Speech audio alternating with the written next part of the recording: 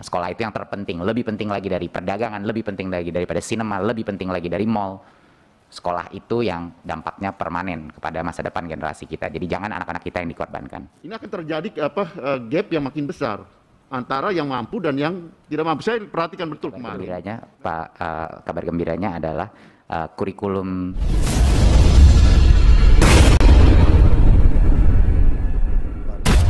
Mas Menteri beserta seluruh jajaran untuk memberikan respon.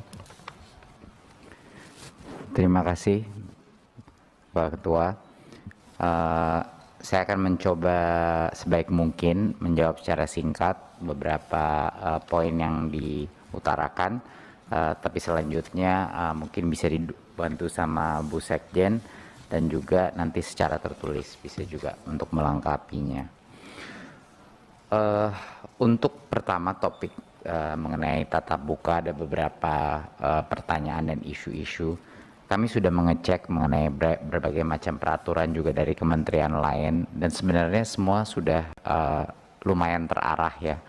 Mungkin masih ada beberapa miskomunikasi di lapangan, tetapi kebanyakan realitanya adalah SKB 4 Menteri termasuk Kemendagri, termasuk dari 4 menteri itu sudah sangat jelas menentukan bahwa tidak ada aturan sama sekali berapa hari masuk sekolah dan berapa jam dalam sekolah. Saya akan ulang sekali lagi, sama sekali di dalam SKB kita tidak ada yang mengatur berapa hari sekolah dan berapa jam sekolah. Satu-satunya yang diatur adalah kapasitas per kelas. Udah ya, kapasitas per kelas. Jadi sebenarnya semua sekolah yang sudah PTM terbatas itu bisa melakukan tiap hari asal di dalam kelasnya 18 orang. Cuman cukup nggak waktu gurunya? Jadinya kalau nggak cukup ya terpaksa mungkin 3 kali 4 kali seminggu. Tapi tidak ada constraint itu. Kebanyakan peraturan dikeluarkan oleh masing-masing daerah. Masing-masing daerah menambahkan peraturan yang lebih ketat lagi daripada standar kita. Tapi harapannya dengan versi berikutnya yang akan keluar oleh SKB 4 Menteri, ini harapan kami akan memperjelas haknya sekolah dan kriteria dan haknya sekolah untuk bisa melaksanakan tatap muka, dan apa kewenangan daerah untuk bisa menutup sekolahnya di luar itu akan diperjelas dan akan kami perinci. Sebentar lagi akan kami umumkan juga agar mendorong lebih cepat, karena memang sangat sayang bahwa di berbagai macam daerah kita tidak akan punya isu terus mengenai kuota dan mengenai alat-alat TIK ini kalau kita bisa mengakselerasi tatap sekolah. Harapan saya adalah sekolah ini melaksanakan tatap muka dan sekolah adalah yang terakhir ditutup. Kalau apapun sektor-sektor lain dulu itu sekolah harus selalu diprioritaskan yang terakhir ditutup. Harusnya memang begitu gitu menurut kami. Sekolah itu yang terpenting, lebih penting lagi dari perdagangan, lebih penting lagi daripada sinema, lebih penting lagi dari mall. Sekolah itu yang dampaknya permanen kepada masa depan generasi kita. Jadi jangan anak-anak kita yang dikorbankan. Jadi itu adalah prinsip dasar kita. Iya, terima kasih. Ada tadi beberapa komen mengenai kurikulum prototipe. Terima kasih sekali kepada semua Komisi 10 yang sangat mendukung arah perubahan ini, dan tentunya sangat lega bahwa kita akan melakukan sebagai bagian daripada learning recovery, kembali pulih daripada learning loss yang cukup gawat darurat sampai sekarang ini.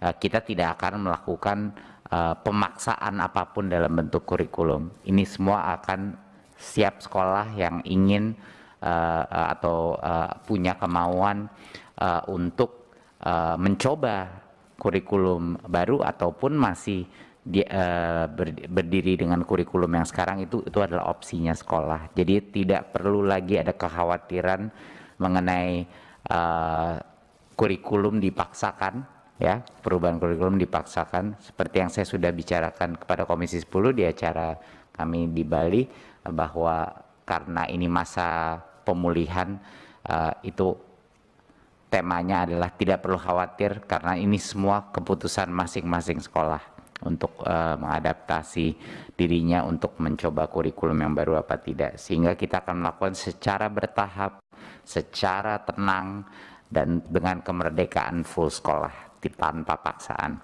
Jadi itu kabar yang sangat gembira, dan Komisi 10 terima kasih sudah mendukung strategi itu untuk kurikulum kita, terutama kurikulum prototipe. Melalui pimpinan Pak Ketua, Mas Menteri, di dalam rapat kemarin, pertemuan kemarin, artinya secara prinsip kami sejalan dengan apa yang Mas Menteri pikirkan. Artinya sekolah bebas, artinya lebih leluasa untuk memilih. Cuma juga ada catatan dari kami juga, artinya kemarin saya sampaikan juga Mas Nino di dalam rapat, bahwa ruang keleluasan untuk memilih ini juga bisa berakibat atau berdampak pada mereka yang kalau memang mereka belum sanggup, ini akan tertinggal.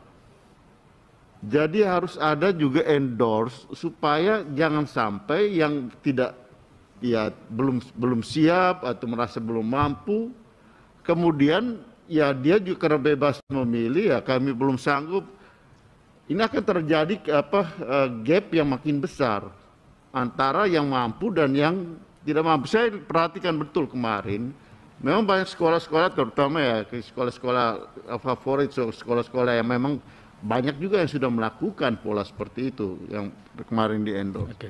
Cuma banyak yang pasti belum siap. Kalau mereka juga diberikan hanya ya bebas memilih, bisa jadi mereka akan makin ketertinggal gitu. Oke, Pak. Jadi harus ada treatment juga supaya ini masih sama. Ya. Tapi kabar gembiranya, Pak, kabar gembiranya adalah kurikulum yang kami rancang di masa pandemi, kurikulum darurat itu malah untuk sekolah-sekolah yang paling ketinggalan, mereka yang mengejarnya paling cepat. Jadi sebenarnya kurikulum baru ini malah lebih bermanfaat lagi untuk sekolah-sekolah yang paling ketinggalan. Karena mereka yang bisa mengejar ketertinggalan, karena perampingan dan penyederhanaannya sangat besar. Tapi jangan khawatir juga, kita pasti akan ada berbagai macam platform teknologi maupun bantuan dari Kemendikbud yang akan bisa membimbing mereka dalam proses transisi ini. Tetapi Pak, terus terang, kalau sekolah dipaksa melakukan apapun, tidak akan sukses.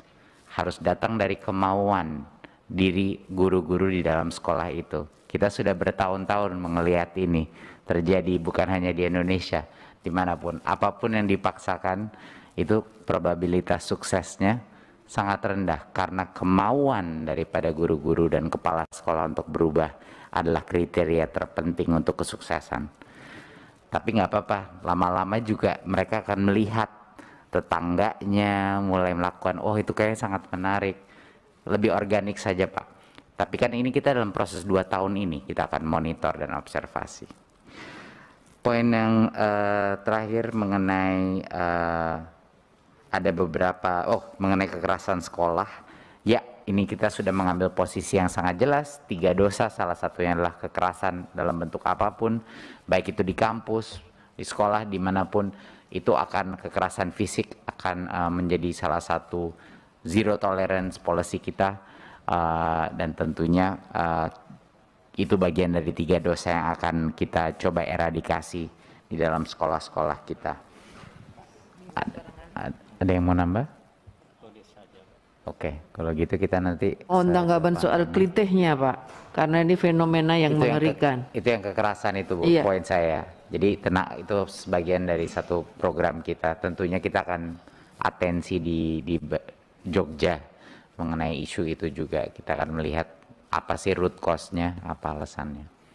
Saya rasa sekian dulu Pak Ketua dari kami. usul Pak Pimpinan, apa yang kita tanyakan tadi, hal-hal yang terkait dengan dapil itu supaya ada jawaban tertulis nanti dari Pak Menteri dan staf. Sekira itu. Ya.